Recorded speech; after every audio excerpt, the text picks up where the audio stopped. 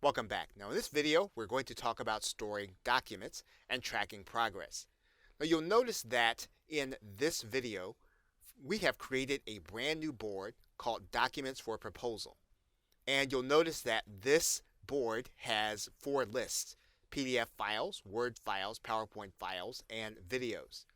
Now Trello is not necessarily made for uploading documents for download. However, there is no limit on the number of documents that you can upload as long as they are under the 10 megabyte storage limit per document.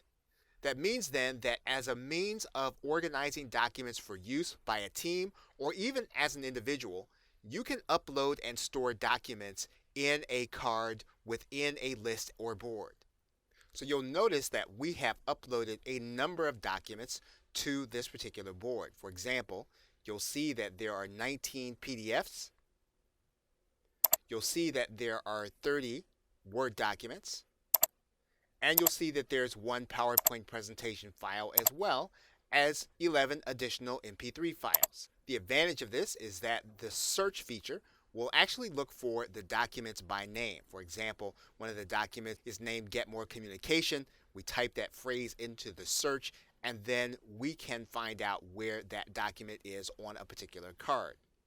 And we can track our searches. Now, if we want to take advantage of saved searches, which would help us in the storage and categorization system, we would need one of the business class Trello accounts in order to do that.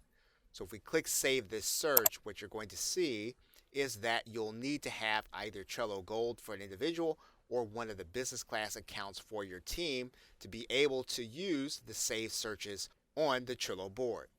Again, typically you'd want to do storage in a location such as Google Drive or OneDrive or Box, but you can, on a limited basis, upload documents depending on your account status to Trello. 10 megabytes per upload if you have the free version, and 250 megabytes per upload if you have the business class Trello account. Okay, so with that, thanks, and I will see you in another video.